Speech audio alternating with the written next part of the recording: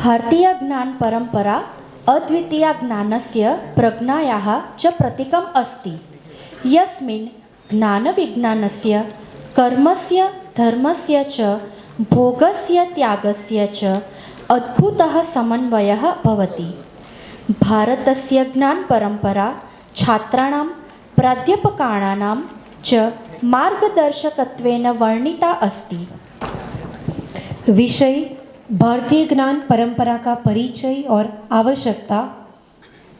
आज की वक्ता प्रोफेसर डॉक्टर राकेश जी सिन्हा जी। आप श्री उच्च सदन और राज्यसभा सांसद हो। आप श्री राष्ट्रीय स्वयंसेवक संघ की ओर से संघ विचारक के रूप में विभिन्न डिबेट पैनलिस्ट के रूप में उपस्थित रहे हो।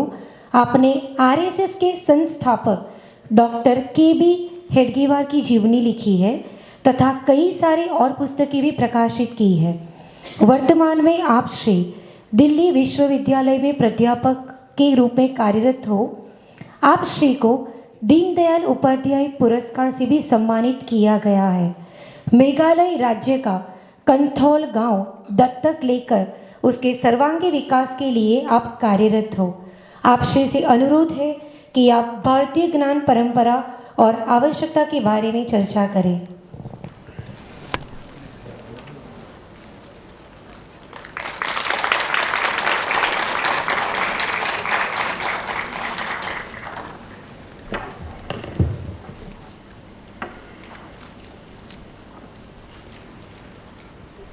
विश्वविद्यालय के माननीय कुलपति डॉक्टर किशोर सिंह चावड़ा जी, यशवंत भाई जी,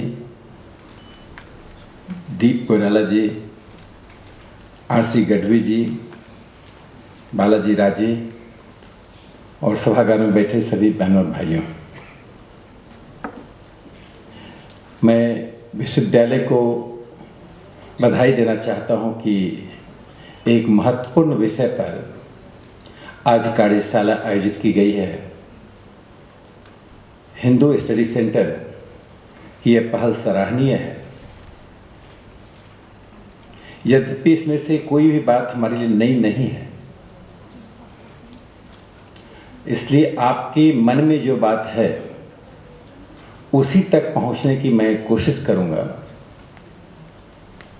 जब हम भारतीय ज्ञान परंपरा कहते हैं तो ये हमारी परंपरा है और हम सब भारतीय हैं, तो हम ज्ञान को, परंपरा को और अपने आप को, तीनों को जानते समझते हैं। लेकिन एक बड़ा प्रश्न उठ सकता है जब हम विमर्श में आएंगे, क्योंकि ये विमर्श सिर्फ भारत तक सीमित रहने वाला नहीं है और इस विमर्श का उद्देश्य सिर्फ भारत में शिक्षा के स्वरूप को बदलना नहीं है। इसका वैश्विक प्रभाव और इससे उपजने वाला वैश्विक विमर्श, दो आयाम हमारे सामने भविष्य में आएगा। तो ज्ञान तो एक ही होता है, ज्ञान अखंडित होता है। ट्यूबलाइट का इन्वेंशन किसने किया, कहां किया, किस धर्म, जाति, संप्रदाय, क्षेत्र, भाषा का व्यक्ति था, यह महत्वहीन हो जाता है, क्योंकि यह ट्यूबलाइट हम सब के लिए उपयोगी हो। जब ज्ञान अखंडित है तो फिर यह प्रश्न कैसे उठता है कि भारत की ज्ञान परंपरा, यूरोप की ज्ञान परंपरा या अफ्रीका की ज्ञान परंपरा, क्या हम ज्ञान की धारा को, प्रवाह को, ज्ञान की प्रकृति को, आयाम को खंडित करना चाहते हैं, उसे राष्ट्रीयता में, जातीयता में, सांप्रदायिक चेतना में गूंथना चाहते हैं? इस प्रश्न का उत्तर हमारे मस्तिष्क में स्पष्ट रूप से होना चाहिए। अन्यथा जब हम वैश्विक विमर्श में जाएंगे, घर के भीतर का विमर्श सहयोगात्मक, सकारात्मक होता है, जब बाहर विमर्श में हम जाते हैं तो प्रश्नवाचक से विमर्श शुरू होता है। दो घटनाएं इस संबंध में बहुत महत्वपूर्ण हैं। ग्रीक की कथा में एक राक्षस है, प्रोस्कस्टस। उस राक्षस की एक विशेषता है, जब भी कोई राहगीर उस रास्ते से गुजरता था तो उसका स्वागत करता था, अच्छा भोजन कराता था और उसके बाद वह उसे एक उसके पास जो शयन कक्ष में सैया था यानी बेड था, उस पर उसको लेटने के लिए बाध्य करता था। उसका उद्देश्य था जो बेड का साइज है उसी साइज में, उसी आकार में उस राहगीर को तब्दील कर देना। जिसका साइज यानी लंबाई कम होती थी उसको खींचता था, जिसकी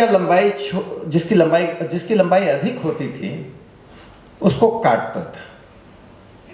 दोनों ही परिस्थिति में व्यक्ति की मौलिकता समाप्त हो जाती थी, उसका अस्तित्व मिट जाता था। उसके द्वारा पूर्व निर्धारित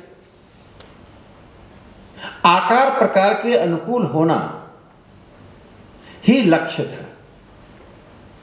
पूरी पश्चिम की ज्ञान परंपरा और पश्चिम की जीवन शैली इसी एक रूपतावाद का उदाहरण है।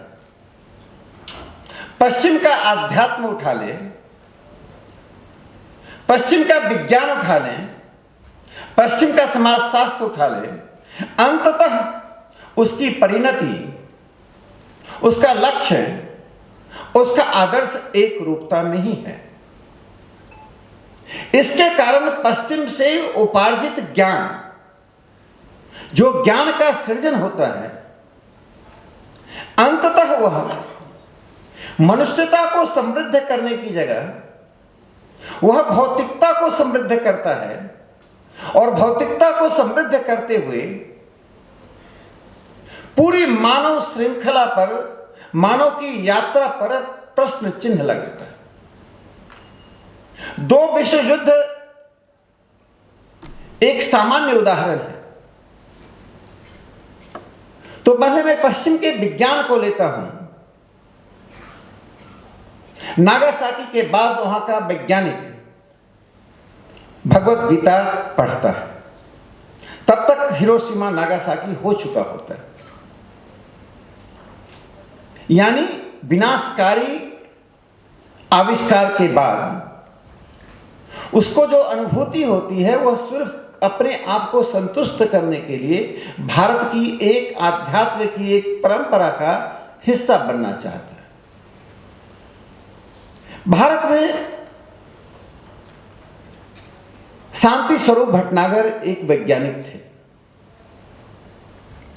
उन्होंने इंडस्ट्रियल कंसल्टेंसी से 19वीं शताब्दी में उन्हें बहुत धन मिला था। उन्होंने सभी धन को विश्वविद्यालय में शिक्षा के लिए दे दिया। उनके सुपुत्र ए भटनागर ने उनके जीवन चरित्र में लिखा, उनको उद्धृत करते हुए, scientific work loses it's altruistic and cultural character if the workers become money minded. वैज्ञानिक का कार्य अपना वो परमार्थ का चरित्र और सांस्कृतिक स्वरूप खो देता है जब वैज्ञानिक भौतिकता से ग्रसित हो जाता है। वह भौतिकता से तो धन उपार्जन का नहीं होता है, भौतिकता ज्ञान की समृद्धि से अपनी राष्ट्रीयता को समृद्ध करना, ज्ञान की समृद्धि से अपने संप्रदाय और जाति को समृद्ध करना, जब उसकी दृष्टि में नॉलेज बिकम्स द पावर, जब ज्ञान को वह पावर के रूप में यानी ताकत के रूप में उपयोग करता है तो ज्ञान में गिरावट होती है, ज्ञान से लाभ कम होता है, हानि अधिक होती है। भारत की विज्ञान परंपरा को देखिए, पश्चिम की विज्ञान परंपरा को देखिए। जगदीश चंद्र बोस द्वारा वैज्ञानिक आविष्कार के बाद जब पूरी दुनिया में उनका नाम रोशन हुआ तो उन्होंने अपने कार्य को पेटेंट कराने से इनकार कर दिया। जब उनके बिहाफ से किसी ने पेटेंट कराया तो उन्होंने उस पेटेंट को इनकैश करने यानी उसके बदले में रॉयल्टी लेने से इनकार कर दिया। यानी वैज्ञानिक एक साधना में जीता है और साधना करने में जब वह साधना के साथ विज्ञान को आगे बढ़ाता है, उसके सामने स्व, उसके सामने स्थानीयता, उसके सामने अपनी भाषाई समुदाय या क्षेत्रीय समुदाय का महत्व समाप्त हो जाता है। वह मानवता के अगले चरण को देखता है, जिस मानवता के अगले चरण में देखने में भौगोलिक, जातीय, सांप्रदायिक, राष्ट्रीय विभाजन समाप्त होता है। इससे भारत की विज्ञान परंपरा और पश्चिम की विज्ञान परंपरा में एक बुनियादी अंतर वैज्ञानिकों की दृष्टि, उनका समाजशास्त्रीय स्वरूप के कारण है। यह तब और स्पष्ट हुआ जब 1927 में महात्मा गांधी बेंगलोर में इंडियन इंस्टीट्यूट ऑफ साइंस में गए। महात्मा गांधी ने उसका दौरा करने के बाद, वैज्ञानिकों से मिलने के बाद एक बहुत ही महत्वपूर्ण बात कही। उन्होंने कहा, there must be some limit of the scientific knowledge and its use. वैज्ञानिक ज्ञान का यानी विज्ञान के ज्ञान का कि कहीं ना कहीं कोई सीमाएं होनी चाहिए और उसके उपयोग को भी सीमा के अंतर्गत रखना चाहिए। तो उनका टकराव किसी पश्चिम से नहीं, भारत के ही दो वैज्ञानिकों विश्वेश्वरैया और मेघनाथ साहा से हुआ। विश्वेश्वरैया एक महान वैज्ञानिक थे। उनके सामने राष्ट्र की प्रगति, उन्नति और पश्चिम से मुकाबला करना एक महत्वपूर्ण आयाम था। इससे विश्वेश्वरैया महात्मा गांधी के उस भावना को नहीं समझ पाए। विश्वेश्वरैया ने कंस्ट्रक्टिंग इंडिया नामक पुस्तक में और मेघनाथ साहा ने अपने लेख में महात्मा गांधी की आलोचना की। वो ज्ञान को रोकना चाहते हैं। महात्मा गांधी ने ज्ञान, प्रयोग और प्रयोग धर्मिता तीनों को रोकने की बात नहीं कही। ज्ञान के आयाम, ज्ञान की दिशा और ज्ञान की दृष्टि, जब ये तीनों होता है, तीनों के संयोग से विज्ञान पर एक नियंत्रण स्थापित होता है। वह नियंत्रण मानवता के हित का नियंत्रण होता है। इससे उन्होंने कहा, there must be some limit of scientific knowledge and its uses. अंततः आज पूरी दुनिया जब विज्ञान अनेक तरह की ऐसी चीजें बना रही है जिसमें मनुष्य की अपनी ही सार्थकता, मनुष्य का अपनी ही समाज पर, परिवार पर और स्वयं पर नियंत्रण समाप्त हो जाएगा और अपनी ही कृति से, भस्मासुर से उसे लड़ने की स्थिति आएगी, तब वो महात्मा गांधी के दिए गए हुए शब्द आज महत्वपूर्ण होते हैं। जो महात्मा गांधी ने तब कहा, वह चरक ने हजारों साल पहले कह दिया। चरक ने एक बहुत महत्वपूर्ण बात कही कि the love for knowledge, nature, knowledge of nature and love for humanity, both are not two different things. जो पश्चिम समाजशास्त्र और विज्ञान के बीच में एक बाइनरी क्रिएट करता है, दोनों अलग है, दोनों की सार्थकता अलग है, दोनों का मिलना एक निरर्थकता की ओर ले जाता है। चरक ने कहा, नहीं, मानवता के लिए प्रेम जो समाजशास्त्र, साहित्य, कला, नृत्य, संगीत, इन चीजों से आता है, और नेचर यानी प्रकृति के विज्ञान क्या है? प्रकृति में उपलब्ध जो अज्ञानता है उसको ज्ञान के दायरे में लाना। मोबाइल का आविष्कार या मोबाइल के द्वारा जो हम जानते हैं, जो हम अमेरिका बात कर सकते हैं, ये तो हमारे वायुमंडल में पहले से उपलब्ध था।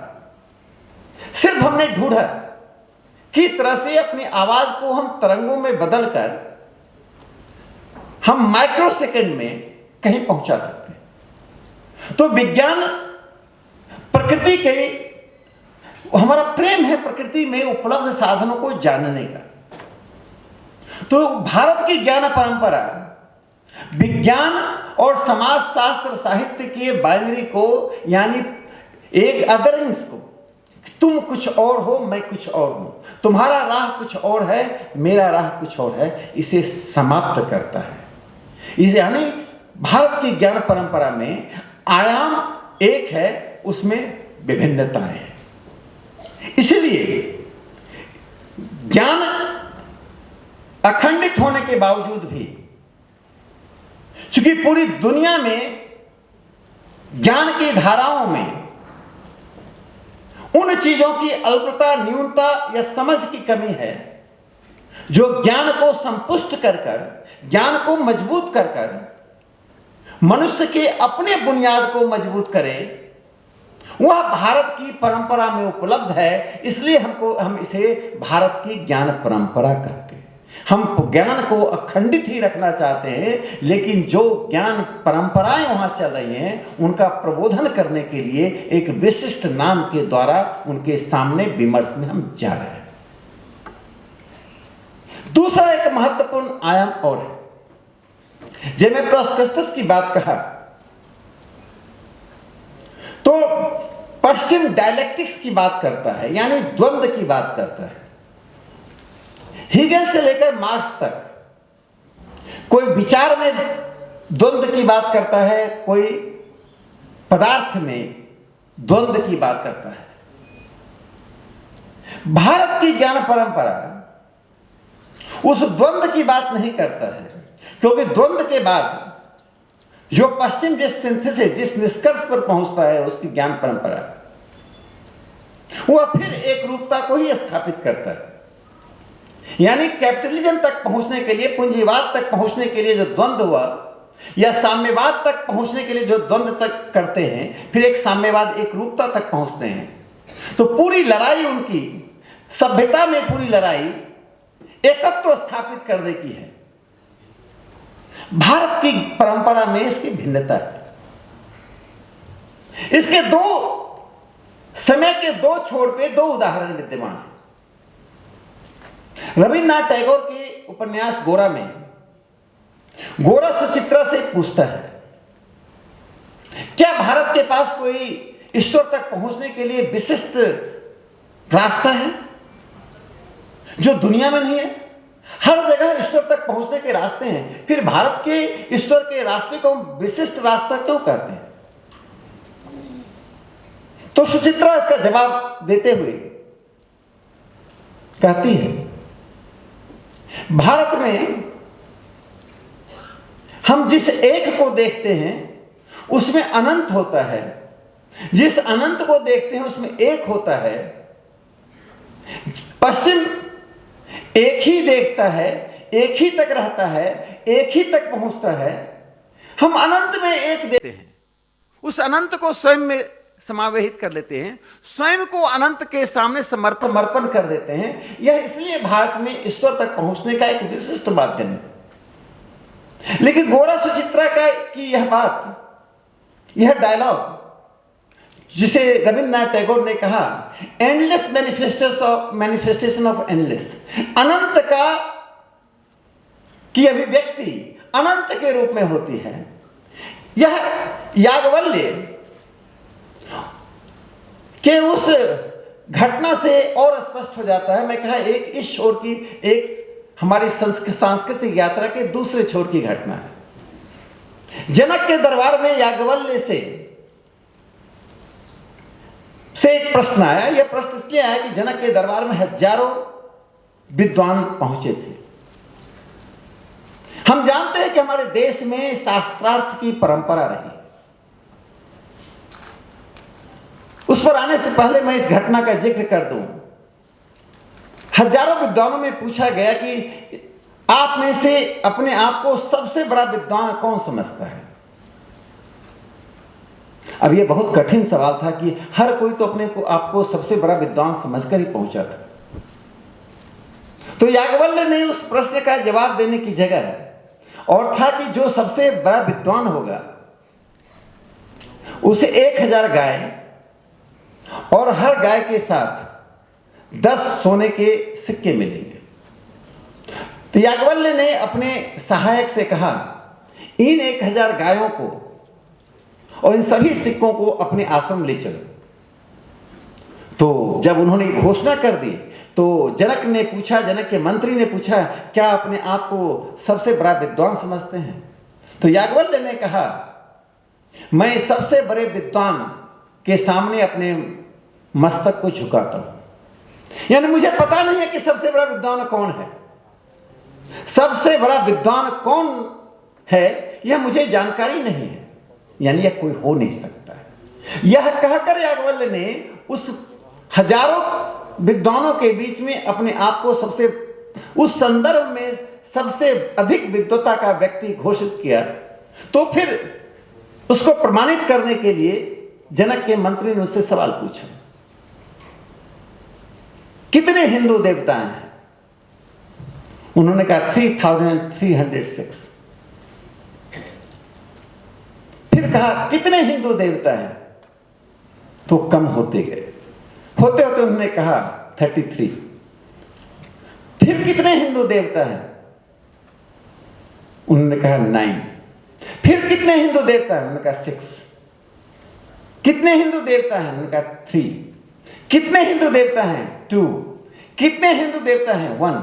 कितने हिंदू देवता हैं? 3306। यह एंडलेस का एंडलेस मैनिफेस्टेशन जिसे रविन्द्रनाथ टैगोर ने कहा। कभी कभी हम सुनते हैं इतने हिंदू देवी देवता कैसे हो सकते हैं? यह जो अनंत है, कोई भी देवता, कोई भी देवी अपने आप में पूर्ण नहीं है। हमारी जरूरतों, आवश्यकताओं, हमारी दृष्टि और प्रकृति के संदर्भ के अनुसार देवी देवता की स्थापना होती है, तो वह अनंत होता है। संदर्भ, प्रकृति और आयाम बदलते हैं, उसके साथ आध्यात्म की यात्रा चलती है और हमारी अनंत की अभिव्यक्ति होती रहती है। वह कहीं पूर्ण विराम नहीं लगता। इससे मैंने कहा, इससे उपनिषद के 2 शब्द हैं, नेति नेति, this is not, that is not. यह भी नहीं, वह भी नहीं। अगर यह भी नहीं, वह भी नहीं का सिद्धांत, नेति नेति का सिद्धांत हमारे आचरण में, हमारे मस्तिष्क में, हमारे व्यवहार में और हमारी बौद्धिक यात्रा में बुनियाद नहीं होता, तो नचिकेता यमराज से प्रश्न पूछने की स्थिति में नहीं होता। या तो नचिकेता की वही हालत होती जो गैलीलियो की हालत हुई, नचिकेता की वही हालत होती जो सुकरात की हालत होती। आखिर सुकरात का दोष क्या था? वह एक सामान्य परिवार का व्यक्ति था। उस पर आरोप लगा कि वह राजवंश के खिलाफ विद्रोह फैला रहा है। उस पर जो मुकदमे हुए, दुनिया के सबसे अधिक संख्या के न्यायाधीश उसी मुकदमे में थे। लगभग 500 न्यायाधीशों का एक जूरी बना। 360 से अधिक लोगों ने उसे फांसी की सजा दी, यानी जहर पिलाकर मारने की सजा दी। तब भी लगभग 140 के करीब लोग उसके साथ थे। उससे 3 प्रश्न पूछा गया, आप राजद्रोह फैलाते हो। तो उसने जजेस से पूछा, कैसे? आप अपने एकेडमी में लोगों को द्रोही बनाते हैं। कहा, किस एकेडमी में? मैं तो जहां जाता हूं वही लोग आते हैं, तो मेरे पास कोई अस्थाई ना घर है ना कोई कुटिया है। तो उन्होंने कहा, एकेडमी बंद कर दो। तो सुकरात ने कहा, मैं भ्रमण करना बंद नहीं कर सकता। जब मैं स्थायी हुई नहीं तो एकेडमी कहाँ से? फिर जजेस शांत, दूसरा उसको ऑप्शन दिया, कहा सत्य बोलना बंद कर दो। कहा वह मेरी मौत होगी, मैं सत्य बोलना बंद नहीं कर सकता। तीसरा विकल्प उसे दिया गया कि आप एथेंस छोड़कर चले जाओ। कहा मैं मातृभूमि को छोड़ने के बाद मैं जीवित नहीं रह सकता। इसे तीनों स्थिति में मरना मेरा ही सबसे अच्छा विकल्प है। और सुकरात ने कहा, यू द जजेस would be known in the history because you have hanged me, not because you are जजेस।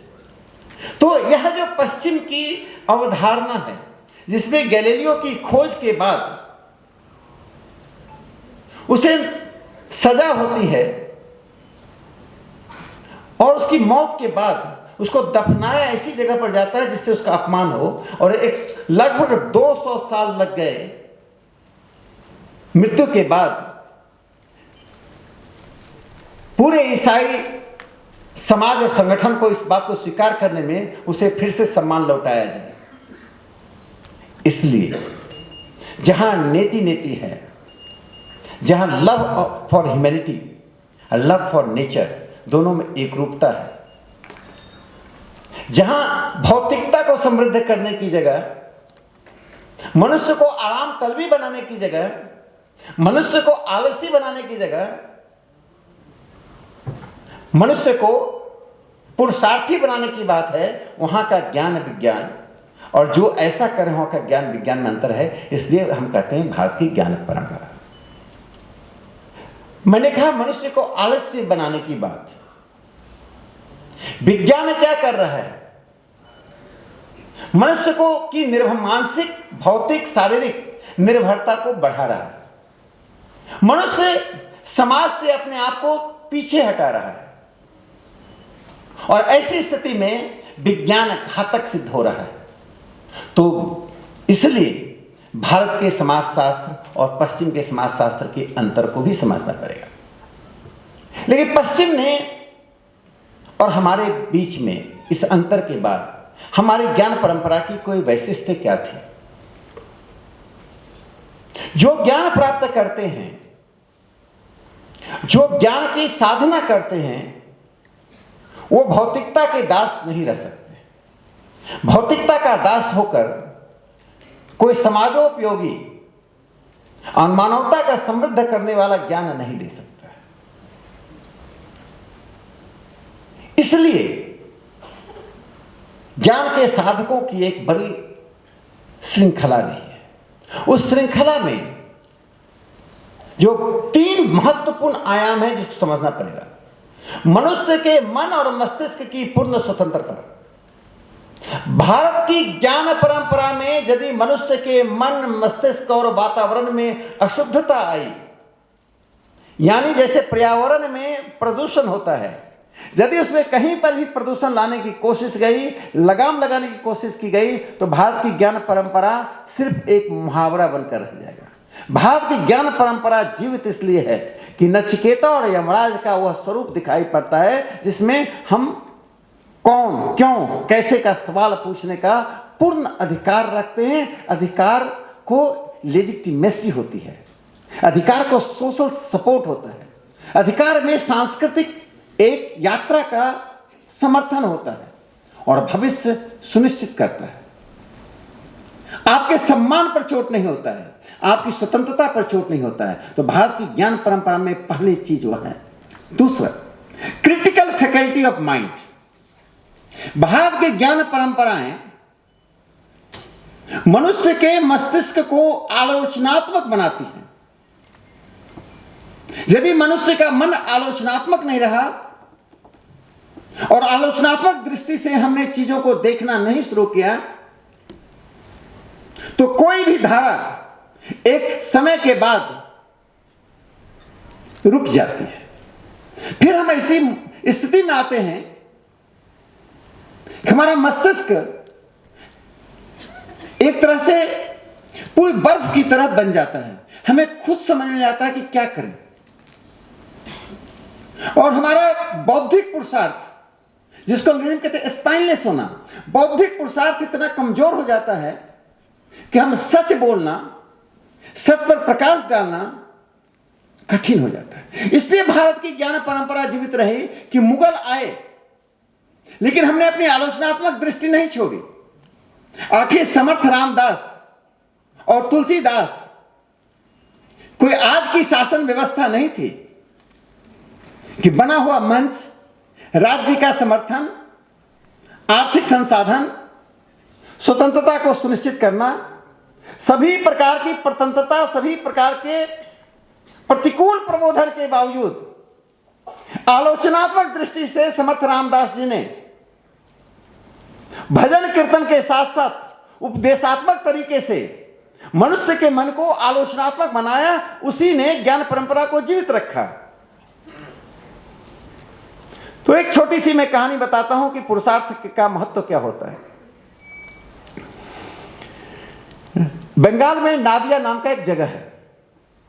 भारत की ज्ञान परंपरा की और एक विशेषता है, वह शहरी केंद्रों से विकसित नहीं हुआ है। मधुबनी का एक स्थान है जिसका नाम मैं भी बार बार भूल जाता हूं, सारिस्वत पाही, और बंगाल का जगह है नादिया। अब न्याय दर्शन का पूरा सिद्धांत उस छोटे से गांव में हुआ, और जॉर्डन गनेरी ने जो न्याय सिद्धांत पर भी हाल में पुस्तक लिखी, जो बड़ी महत्वपूर्ण पुस्तक है, उस गांव का उल्लेख तक नहीं है।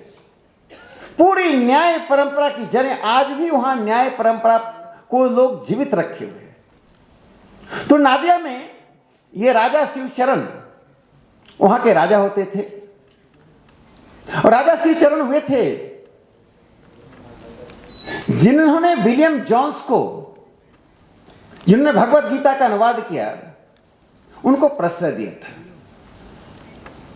अब वह राजा जो स्वयं ज्ञान विज्ञान में श्रेष्ठ हो, ज्ञान के मार्ग का समर्थक हो, आलोचनात्मक दृष्टि के महत्व को समझता हो, उसके राज्य से बाहर जाकर रामनाथ जी ने एक कुटिया खोला। एक छोटे से झोपड़ी में परिवार के साथ रहने लगे, और पढ़ने के लिए बच्चे आने लगे। सभी बड़े बच्चे आते थे, सभी प्रतिभावान बच्चे आने लगे। तो राज्य के बाहर, राज्य की सीमा के बाहर जंगल में जाकर एक एकेडमी विकसित हो गया। तो राजा शिवचरण, जो राजनीति का एक प्रवाह होता है, जहां भी कोई महत्वपूर्ण कार्य विकसित होता है, राजनीति वहां आश्रय लेने के लिए पहुंचती है। तो राजा शिवचरण वहां पहुंचे। सबसे पहले उनकी पत्नी के पास गए और उनसे पूछा, यह सत्य कथा है, ये काल्पनिक या बनाई हुई कथा नहीं, कि आपको मैं क्या मदद कर सकता हूं। तो उन्होंने कहा, मेरे पास कुछ साड़ियां, खाने के सामान और एक अच्छे पति है, इसके अतिरिक्त मुझे और कुछ चाहिए नहीं। इनमें कुछ कमी होगी तो मैं आपके पास आऊंगी। फिर राजा शिवचरण उस क्लासरूम में पहुंचे जहां रामनाथ पढ़ा रहे थे। तो रामनाथ बाहर आए, कहा, आप बहुत अच्छे शिक्षक हैं, आप बहुत बड़ा काम कर रहे हैं, लेकिन मैं बहुत दुखी हूं ऐसी हालत देखकर। बच्चे बैठने की जगह नहीं है, आपकी कुटिया अच्छी नहीं है, आर्थिक बदहाली है, मैं आपकी क्या मदद कर सकता हूं। तो उन्होंने कहा, मैं मैथमेटिक्स और लॉजिक अभी पढ़ाने में सक्षम हूं, इसमें कुछ अल्पता आएगी, न्यूनता आएगी, कमी आएगी, कमजोरी आएगी तो मैं आपके पास आऊंगा, बाकी बातों के लिए धन्यवाद। फिर उन्होंने कहा, बच्चों से पूछ लीजिए। रामनाथ बाहर रहे। बच्चों से राजा ने कहा, आप जिस स्थिति में पढ़ते हैं वह आपके साथ अन्याय है, मैं आपकी क्या मदद कर सकता हूं। तो बच्चों ने कहा, यानी छात्रों ने कहा कि हमारे शिक्षक मैथमेटिक्स और लॉजिक बहुत अच्छा पढ़ाते हैं, उनमें कुछ कमी आएगी तो हम आपके पास आएंगे। यह होता है ज्ञान की साधना। दूसरी घटना मैं बताता हूं, जिनको आज आना था वो नहीं आए, उन्होंने ये बताया, प्रोफेसर कपिल कपूर जी ने। आज नहीं आए इसलिए मैं उनका उल्लेख करते हुए उस घटना का जिक्र करता हूं। एक प्रोफेसर एक जैन मुनि के पास जो दिगंबर थे उनका साक्षात्कार लेने के लिए जा रहे थे। वे शहर से दूर एक पीपल के पेड़ के पास छात्र छात्राओं के साथ ज्ञानोपार्जन में लीन थे। जब वह प्रोफेसर उस जैन मुनि के पास पहुंचने से 200-250 मीटर दूर थे, उन्होंने अपनी गाड़ी रोक दी और जिन्होंने उन्हें भेजा था उनसे बातें करना शुरू की। स्वाभाविक है, एक तरफ की बात उनका चालक यानी ड्राइवर सुन रहा था, दूसरी तरफ की बात तो नहीं सुन रहा था। इससे उन्होंने कहा कि मेरे पैर आगे नहीं बढ़ रहे हैं। तो पूछा होगा, उन्होंने कहा देखो वो जैन मुनि पूरी तरह से नग्न है, कम से कम छोटा सा कपड़ा तो रख लेना चाहिए। जवान लड़के लड़कियां बैठे हैं, ज्यादा लड़कियां ही बैठी हुई हैं, मैं तो नहीं जा सकता, मैं इतना अनैतिक नहीं हो सकता, मेरा मन साथ है, जरा मैं वापस आ रहा हूं। तो फिर उसने कहा वो ठीक है, वापस लौट जाइए। फिर उन्होंने अपने चालक को कहा कि गाड़ी मोड़ दो। चालक ने कहा क्या हुआ साहब? तो उन्होंने अपनी भाषा में कहा होगा तुम देख नहीं रहे हो क्या, इतने तुम निर्लज्ज हो। तो कहा साहब, उन्होंने इस बात को कहा कि जवान लड़कियां बैठी हुई हैं, वो पूरी तरह से नग्न है, ठीक है ज्ञान है। कहा साहब वो नग्नता आपको दिखाई पड़ रही है, उन लड़कियों को दिखाई नहीं पड़ रही है, उनको सिर्फ ज्ञान और साधना त्याग तब दिखाई पड़ रहा है। और यह सुनते ही उस प्रोफेसर ने अपना विचार बदल लिया और वहां तक पहुंचे। यानी ज्ञान सिर्फ औपचारिक कक्षाओं में बैठकर पुस्तकों को पढ़कर नहीं होता है, एक जीवन शैली से ज्ञान पैदा होता है। वह जीवन शैली क्या है? गांव में हम सुनते हैं सत्संग एक पब्लिक स्पेस होता है जो नव उदारवाद के आने के बाद समाप्त हो रहा है। और यह नव उदारवाद इतना खतरनाक है जो भारत की ज्ञान परंपरा पर उसकी जड़ से प्रहार कर रहा है। ज्ञान परंपराएं बड़े विश्वविद्यालयों, बड़े भवनों में पैदा नहीं होता है।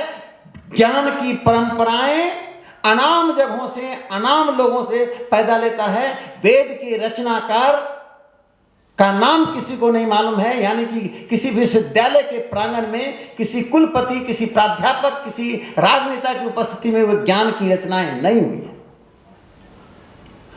यह पब्लिक स्पेस क्या है? Erosion of the public space. आप देखते होंगे कि एक कोई छोटी जगह है, पेड़ के पास एक चाय का दुकान वाला है, वहां लोग इकट्ठा हो जाते हैं। उनकी कोई हैसियत नहीं है, यानी हैसियत वो शायद प्रोफेसर है, नहीं है, कौन है पता नहीं। वो अमेरिका की राजनीति से लेकर भारत की राजनीति तक वहां बोलते हैं, बातें करते हैं। और मैं दिल्ली विश्वविद्यालय में जिस जगह जाता था, संजय सत्यार्थी जी यहां बैठे हुए हैं, वहां पूरी चाय नहीं पीते थे। 3 कप चाय तो 2/3 कहते थे, 4 कप चाय तो 3/4 करते थे। 4 लोगों 3 चाय के कप को 4 भाग में बांटो। ईंटों पे बैठते थे। हम सभी प्रतिभाशाली छात्र होते थे, विश्वविद्यालय के शिक्षक होते थे और पूरी दुनिया की राजनीति वहां से करते थे। क्या वह ज्ञान की परंपरा सीसीडी में पैदा होगी? क्या वह ज्ञान की परंपरा बड़े बड़े रेस्टोरेंट में पैदा होगी? पश्चिम जिस ज्ञान परंपरा का बुनियाद पैदा कर रहा है, जो नव उदारवाद के रूप में आ रहा है, पब्लिक स्पेसेस को समाप्त करके वहां बड़े रेस्टोरेंट खोले जा रहे हैं, आमंत्रित किया जा रहा है। इसे रोकना, यदि ज्ञान परंपरा को जीवित करना है, ऐसे सार्वजनिक स्थानों को सुरक्षित रखना, अधिनियम बनाकर, कानून बनाकर समाज की ताकत से सुरक्षित रखना आवश्यक है। नहीं तो ज्ञान की परंपराएं जो अनाम तरह से, अनाम तरीके से, अनाम लोगों के द्वारा आता है, वो समाप्त हो जाएगा। ज्ञान की परंपरा कभी भी फॉर्मल तरीके से, यानी औपचारिक तरीके से नहीं बढ़ती। आज मैं दिल्ली विश्वविद्यालय में, ऐसे हमारे पास 50 स्पेस थे। हिंदू कॉलेज में एक जगह थी, उसको हम लोग जय सिंह का ढाबा बोलते थे। वहाँ हिंदू कॉलेज स्टीफन सभी आते थे। हम ABVP, SFI, AISF, NSUI, culture group सभी आपस में बहस करते थे। मारपीट के अतिरिक्त सब कुछ वहां होता था। बौद्धिक मारपीट होती रहती थी।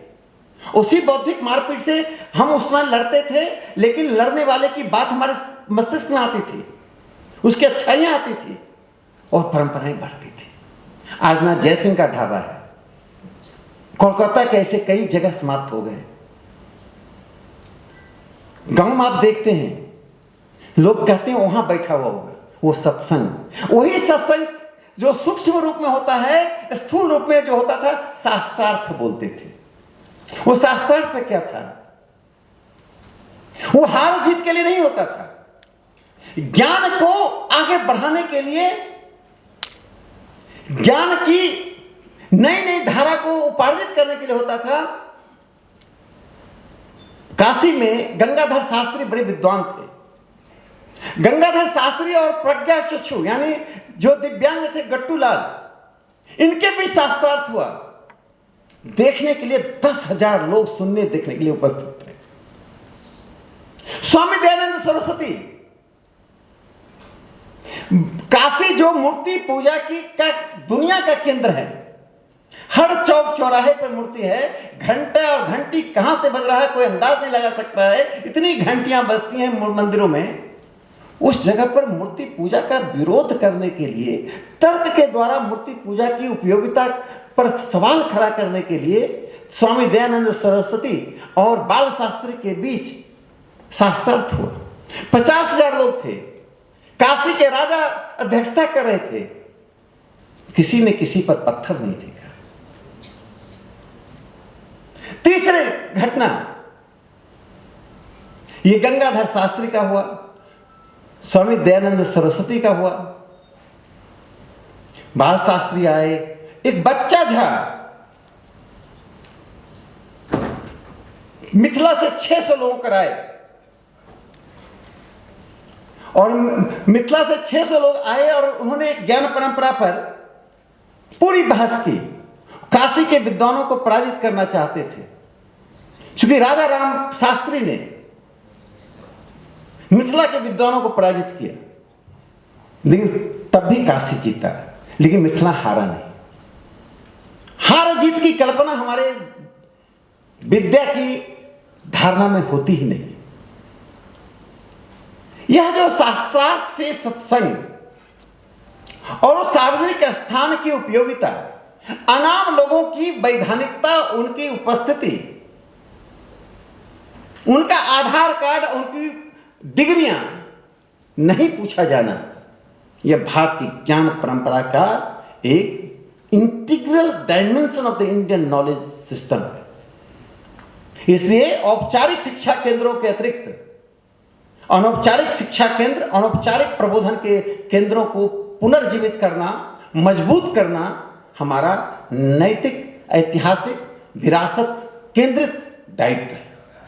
यदि हमने नहीं किया तो फिर हम पश्चिम के ज्ञान परंपरा के एक समानार्थी ज्ञान परंपरा बनकर से वेद, उपनिषद, रामायण का नाम लेते रह जाएंगे। एक चौथी बात जो मैं कहना चाहता हूं ज्ञान परंपरा पर,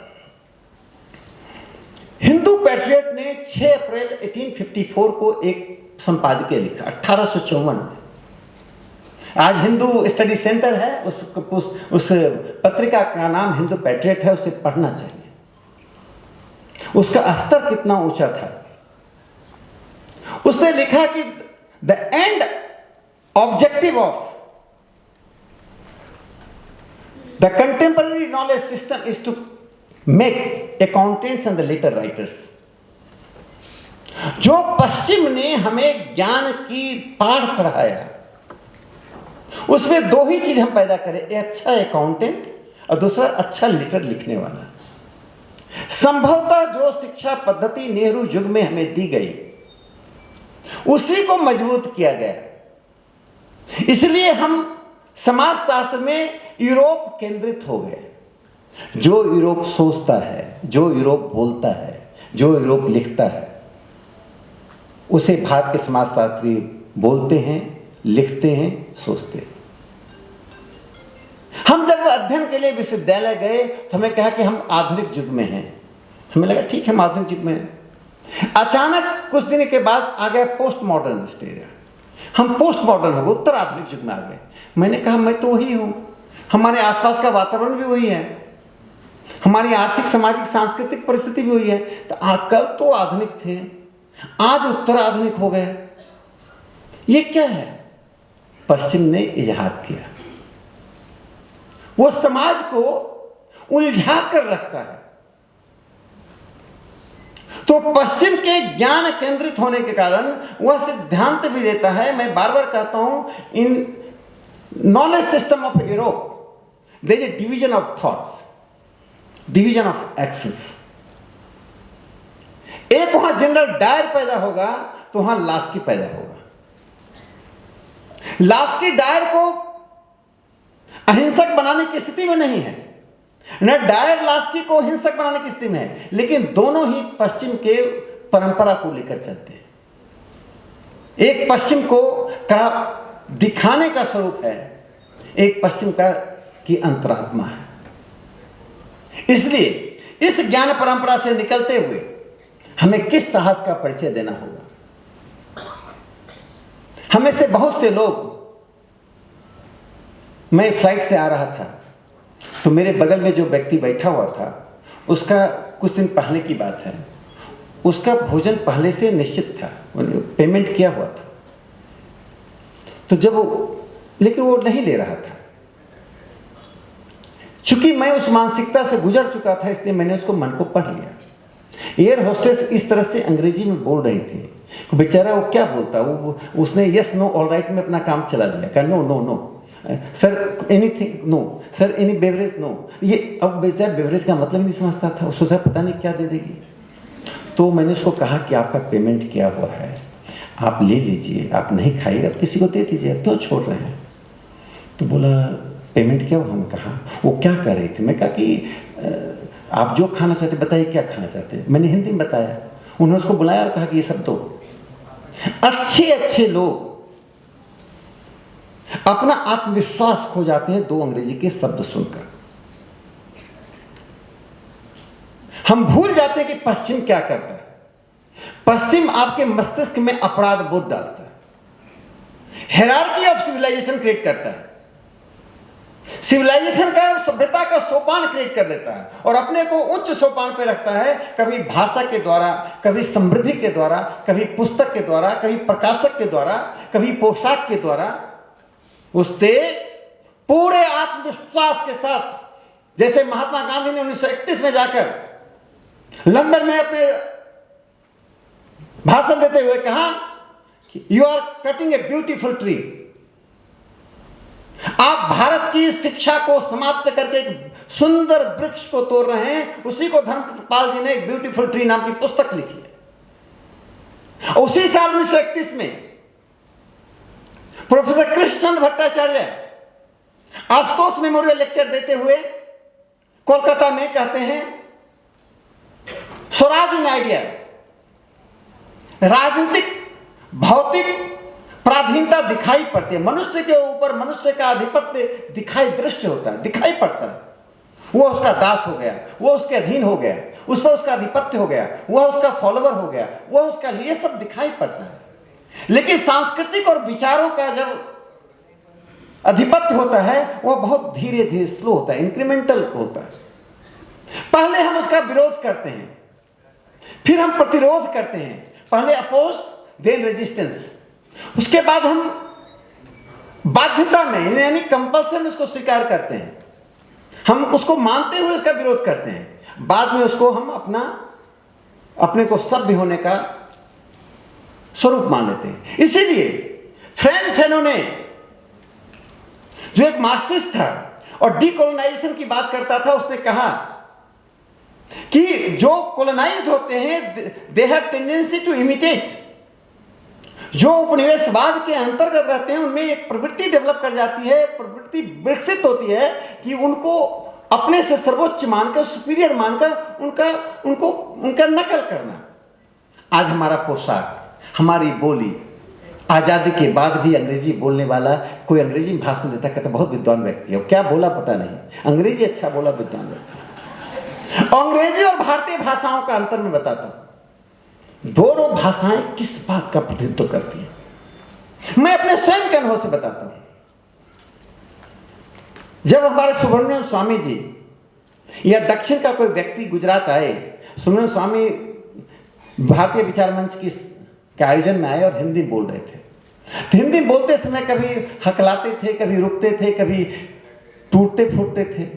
एक मैं सरकारी अधिकारी से अभी राज्यसभा में जाने के बाद बात किया, तू महिला है, कहती मैं तो जा रहा था तो नहीं, तुम नहीं मिली, मुझे महिला बना दिया, अपने को पुरुष बना लिया।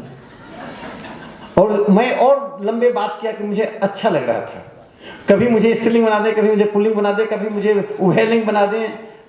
अब तो मैं सोचा कि मैं क्यों आनंद ले रहा हूं। फिर मैंने अपना दूसरा अनुभव देखा।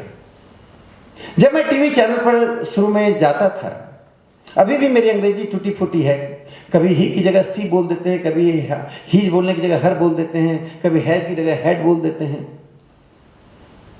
तो मैं सोचा कि वो मुझे ही की जगह सी बना दी तो मैं एंजॉय कर रहा था, मैं भी गुजराती में बोलना शुरू कर दूं और टूटा फूटा गुजराती बोलूं तो मेरे कंटेंट से ज़्यादा आपको अच्छा लगेगा। वो टूटे फूटे गुजराती को सुनकर बहुत आनंदित होंगे, कंटेंट भूल जाएंगे, बहुत मजा आएगा, लगेगा तो फिल्म से भी ज़्यादा मजा आएगा। लेकिन यदि आप गलत अंग्रेजी बोल रहे हैं, अंग्रेजी का विक्टोरियन प्रोनाउंसिएशन नहीं कर रहे हैं, अंग्रेजी को नेस्फील्ड ग्रामर के अनुसार नहीं बोल रहे हैं, तो अंग्रेजी बोलने वाला आपसे नफरत करेगा, आपको रोकेगा, आपको तमाचा लगाएगा, आपको अपमान करेगा। If you don't know kindly don't speak English. यह बर्बरता, भाषा स्वयं में बर्बर नहीं है।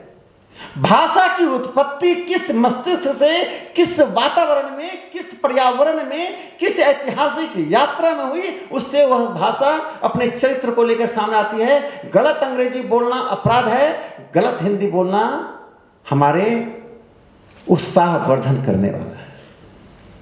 इसलिए पश्चिम और भारत के अंतर को मैं बाइनरी अदरिंग्स नहीं पैदा कर रहा हूं, अपना और परायापन पैदा नहीं कर रहा हूं, यह तो व्यक्तिगत अनुभवों से हम सीख रहे हैं। तो मैंने कहा आत्मविश्वास पैदा करना। उसका मैं एक उदाहरण बताता हूं। महेंद्र लाल सरकार भारत के पहले एमडी थे, यानी मेडिकल की डिग्री में जो सर्वोच्च डिग्री होता था उस वक्त एमडी, अब तो उससे भी आगे बढ़ गया, एमबीबीएस किया, एमडी किया, भारत के पहले एमडी थे।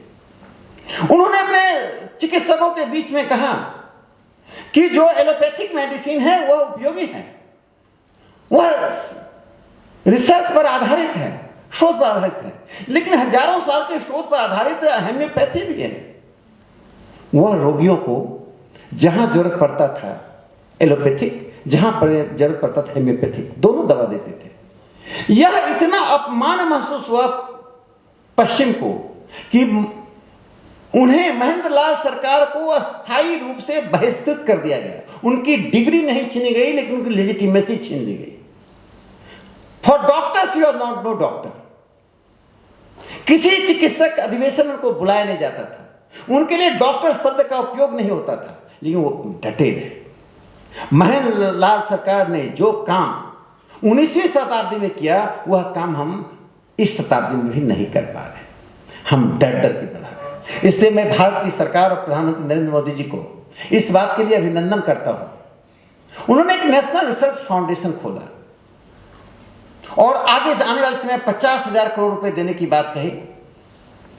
अब वह भारत की 7 दशकों के बाद आप शोध का देखिए, साइंस में पीएचडी करने वाले, शोध करने वाले 26% हैं, इंजीनियरिंग और टेक्नोलॉजी में 24% हैं, सोशल साइंस में यानी में शोध करने वाले सिर्फ 9.9% है। भारतीय भाषाएं, जिस देश में 19,000 बोलियां और भाषाएं हैं, 22 तो संविधान के द्वारा स्वीकृत भाषाएं, जितनी पश्चिम में भाषाएं अभी हैं उससे 4 गुनी भाषाएं तो हर साल मर रही हैं भारत में। उस देश में लैंग्वेज पर रिसर्च करने वाले सिर्फ 6.7% लोग। जिस देश में सुश्रुत संहिता लिखी गई, जिस देश में चरक संहिता लिखी गई, उस देश में मेडिकल साइंस पर रिसर्च करने वाले सिर्फ 4% लोग। तो परंपराएं सिर्फ, जो एक बात इस पर ध्यान रखना चाहिए, भारत की ज्ञान परंपरा को जीवित करते समय हम कहीं म्यूजियम के वस्तु न बन जाए। कभी कभी हम आत्मालोचन नहीं करते हैं, विरासत की उपलब्धि और भूत की का वह स्वर्णिम अध्याय, ग्लोरी ऑफ द पास्ट, यह हमारे आगे प्रकाश देने वाला होना चाहिए, हमारे प्रकाश को रोकने वाला नहीं होना चाहिए। बिपिन चंद्र पाल ने सोल ऑफ इंडिया में लिखा, जितने इंडोलॉजिस्ट हैं, विलियम जॉन से लेकर जॉन वुडरॉफ तक, ये भारत को भारत पूजक बना दे रहे हैं। We are not the India worshippers, we are Indians, we are India. हम स्वयं में भारत हैं, स्वयं कोई अपनी पूजा नहीं करता है। जब हम स्वयं का गुणगान, वह गुणगान वहीं तक सार्थक है जो हमें पुरुषार्थ और आत्मविश्वास दे, जो हमें आगे आलोचनात्मक भाव से दुनिया की ज्ञान परंपरा को बदलने की ताकत रोक ले, वहां से हम अपनी पूजा बंद कर दें। यह आवश्यक है, अन्यथा हम आर्कियोलॉजिकल चीजें बनकर रह जाएंगे। हम भारतीयों को आर्कियोलॉजिकल चीज बनकर नहीं रहना, हमें जीवंत, प्रगतिशील, प्रगतिगामी बनना है। इसीलिए डेविड आर्नोल्ड ने भारत के साइंस को हिंदू साइंस कहा था। इससे नहीं, उसने जाति विभाजन नहीं किया था। भारत का साइंस मानवता पर आधारित है, पदार्थवाद पर आधारित नहीं है। एच.एच. विल्सन, अब बताइए, योग वशिष्ठ, मैं यहां पूछूं तो शायद 80% बच्चों को मालूम नहीं होगा योग वशिष्ठ क्या है। वशिष्ठ नाम है इसलिए कहते हैं वशिष्ठ ने रचना की हुई। योग वशिष्ठ में 27,687 श्लोक है, 27,687 श्लोक है। योग वशिष्ठ का अनुवाद लैटिन में, पर्शियन में, अंग्रेजी में, जर्मन में हो चुका है। पश्चिम क्या कहता है, मैं अंतिम बात बताता हूं। पश्चिम के पास चूंकि क्रिटिकल ब्रेन नहीं है, उसे यात्रा फैकल्टी डेवलप नहीं किया, एक रूपतावाद से अपने आप को अलग नहीं कर पाता है, तो जो भारत की ज्ञान परंपरा है उसके प्रति प्रेम, आस्था दिखाते हुए उसका शोषण करता है और दुर्भाग्य से उसको एक रूपता में ढालने की कोशिश करता है, अपने दर्शन को की बुनियाद को मजबूत करता है। इसलिए पश्चिम को जब हम पढ़ते हैं लगता है कि इसमें क्रिटिकल है, क्रिटिकल है नहीं, वह क्रिटिकल दिखता है क्योंकि उसने ईस्ट से यानी पूर्व से उस चीज को लिया है। जब बाहर से हम कोई चीज आयातित करेंगे उसकी छाप दिखाई पड़ेगी, अंततः जो मूल पिंड है पश्चिम का वह उस पर विजय पाता है। तो पश्चिम ने क्या किया, हमारी चीजों को अनुवाद करता है। अब मैं पुरानी बात करने की जगह अंतिम अभी हाल की घटना बताता हूं। अभी 2022 में जिनको नोबेल प्राइज मिला कौन लोग हैं? एलन आस्पेक्ट फ्रांस के, जॉन क्लॉजर अमेरिका के, एंटोन जिलिंग्स कहाँ के हैं? ऑस्ट्रिया के। इन तीनों को क्या मिला? क्वांटम फिजिक्स में मिला है। तीनों ने क्या साबित किया है, किससे पढ़कर साबित किया है? शंकराचार्य जी के द्वैतवाद को उसने प्रमाणित किया कि शंकराचार्य जी का द्वैतवाद मोस्ट साइंटिफिक है। The only scientific thing is the Shankaracharya का अद्वैतवाद। अब हमारे शंकराचार्य जी के दर्शन को से प्रभावित होकर पढ़कर फिजिक्स का 3 वैज्ञानिक, 3 अलग अलग देशों का, फ्रांस, अमेरिका और ऑस्ट्रिया का वैज्ञानिक, और हम शंकराचार्य जी की जयंतियां मनाते हैं, मूर्तियां लगाते हैं और दूसरों को कहते तुम शंकराचार्य जी पर हमला करो। हमला वे नहीं कर रहे, हमला हम स्वयं कर रहे हैं। हम अपने आप को मूर्ति पूजक, हम अपने आप को दर्शन पूजक बना बनाकर अपने आप को खोखला कर रहे हैं। तो इस जो एलन आस्पेक्ट ने कर लिया, जॉन क्लॉजर ने कर लिया, उससे हमें बाहर निकलने की जरूरत है। वो हम स्वयं करें, अन्यथा ये हमारी परिणति, हमारे सारे मूल्य ले जाएंगे। अब यदि आप कल्पना कीजिए, मैक्स मुलर, लुडविग, 3 लोगों ने वेद का ट्रांसलेशन किया था और जब बाल गंगाधर तिलक जी जेल में थे तो मैक्स मुलर ने उनको एक वेद की कॉपी प्रेजेंट की थी, भेजा था। इस दुर्भाग्य की स्थिति से निकलने के लिए इस तरह का अध्ययन केंद्र खुला है और अध्ययन केंद्र में इसलिए हम सबको उसमें साझी रूप से योगदान देना है। जो मैंने राज्यसभा के भाषण में कहा, जो मैंने पुस्तिका छापी है, माननीय श्रीकांत जी ने उसका गुजराती ट्रांसलेशन पूर्ण किया है। जो जिस बात से मैंने शुरू किया था पश्चिम के अधिपत्य से, उस घटना को सुन लीजिए। नालंदा विश्वविद्यालय में जो पुस्तकालय था, विश्वविद्यालय की बात छोड़ दीजिए, 9 फ्लोर पुस्तकालय था, 1 करोड़ पुस्तकें थी, 10 लाख मैन्युस्क्रिप्ट था, 10 लाख। उसमें आग लगा दी गई, चूंकि जो 200 घुड़सवार आक्रांता बख्तियार खिलजी था, उसे बताने वाला कोई नहीं था इन पुस्तकों में क्या है। चूंकि 10,000 लोग जो थे, 8,000 छात्र, 2,000 शिक्षक, वो सबके सब मौत के घाट उतार दिए गए। ये घटना इतिहास की में ज्ञान पर चौकीदारी की सबसे बड़ी घटना है। ज्ञान पर जैसे ही चौकीदारी होती है, किसी भी रूप में, किसी के द्वारा, किसी भी कालखंड में, चाहे विचारधारा हो, सभ्यता हो, गांव हो, शहर हो, महानगर हो या विश्व हो, ज्ञान पराजित हो जाता है। दूसरी तरफ the great library of Alexandria, great library Egypt में था। सीजर से लेकर सभी अधिनायकवादियों को वो ज्ञान कठिन लगता था। वो मुंह की आवाज सिर्फ सीजर जिंदाबाद के रूप में देखना चाहते हैं। सीजर के अतिरिक्त कोई शब्द उसे पसंद नहीं था। अब सीजर ने आग लगाया, बहुत लोगों ने उस लाइब्रेरी को, कितने लोगों ने लगाया, आग वहां पहुंची, आग लगाया नहीं गया, आग वहां पहुंची, लेकिन लाइब्रेरी समाप्त हुआ। उस लाइब्रेरी में सिर्फ सभी समाजशास्त्रियों में इस बात की सहमति है 2 लाख से 7 लाख पुस्तकें थी, सिर्फ 7 लाख। मैं 10 लाख ही मान लेता हूं। हमारे यहां 10 लाख मैन्युस्क्रिप्ट और 1 करोड़ पुस्तकें, 10,000 छात्र और शिक्षक। ये घटना और एक वो घटना, गूगल सर्च कीजिए। तब मैंने राष्ट्रवाद भाषण के वक्त गूगल सर्च करके गया था तो 14 करोड़ गूगल सर्च मुझे मिला। लाइब्रेरी ऑफ अलेक्जेंड्रिया, उसको the great library of Alexandria, library of Alexandria, दोनों सर्च कीजिए, 14 करोड़। और जब मैं नालंदा विश्वविद्यालय का सर्च किया, उसमें अभी का भी नालंदा विश्वविद्यालय है जिसमें जॉब के लिए लोग बहुत सर्च कर रहे होंगे, तो लाख भी पूरा नहीं हुआ था। तो पश्चिम में चींटी का मरना और आपके यहां हाथी का मरना, चींटी का मरना इतिहास की महत्वपूर्ण घटना है, हाथी का मरना इतिहास का महत्वपूर्ण घटना नहीं है।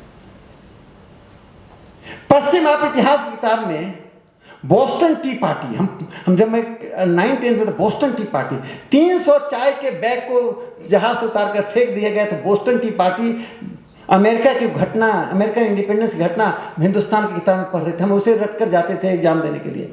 हमारे यहाँ 300 बैग क्या, 3 लाख बैग फेंक दिए गए, वो घटनाएं नहीं आई। तो आधिपत्य हमारे मस्तिष्क पर है, भाषा के रूप में, व्यवहार के रूप में, साहित्य के रूप में। हमारे यहाँ नालंदा विश्वविद्यालय तक्षशिला नहीं, एक कंतूरशाला भी था। और परंपराएं क्या थी उसमें, 64 डिपार्टमेंट थे, चारवाक वहीं से पैदा लिए, दक्षिण से। और जब ज्ञान पे चौकीदारी बढ़ने लगी तो सारे देश के ज्ञान अर्जित करने वाले लोग त्राही त्राही मचाने लगे। तो केरल में गोकर्ण से लेकर कन्याकुमारी तक 64 गांव बसाए गए। उस गांव में सभी ज्ञान अर्जित करने वालों को स्थान दिया गया। तो भारत की ज्ञान परंपराओं को समाज समर्थन करता है। जब समाज समर्थन नहीं करता है तो स्टेटसमैन का वो एडिटोरियल मैं दोहरा रहा हूं, शायद मैंने गुजरात में उसको कभी कहा था कि जब बिपिन चंद्र पाल की मृत्यु होती है,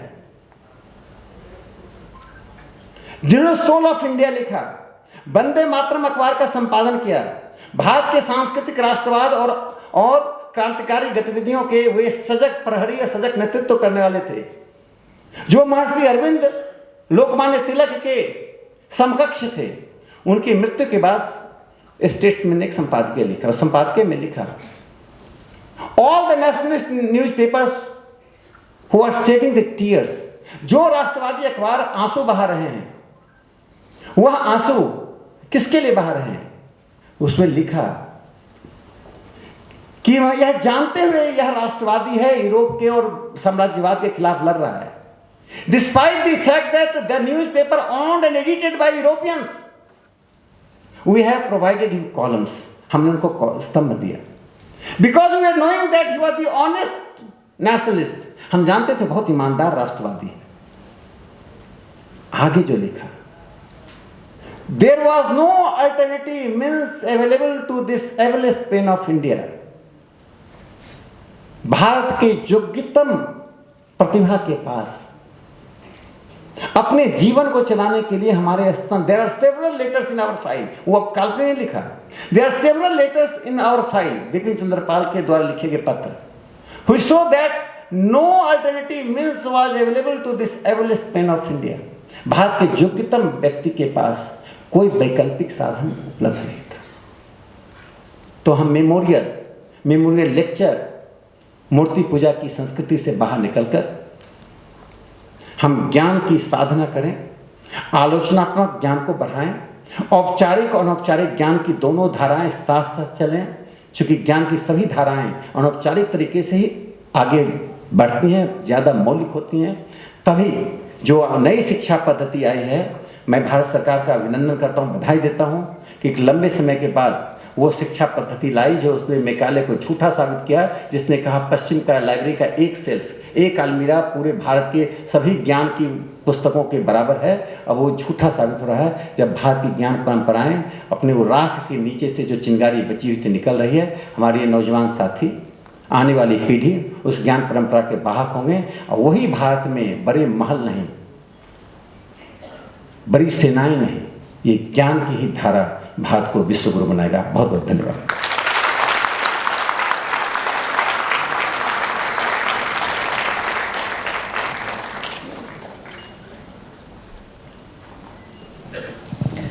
खूब खूब धन्यवाद ડોક્ટર રાકેશજી। આજના આપણે કાર્યશાળામાં અત્ર શ્રી ડૉક્ટર મોહન રાઘવનજી ઉપસ્થિત થયા છે, તો શ્રી ડૉક્ટર મોહનજી રાઘવનના સ્વાગત માટે હું ડૉક્ટર અર્પિતભાઈ દવેને અનુરોધ કરું છું કે તેઓ મંચ પર પધારે।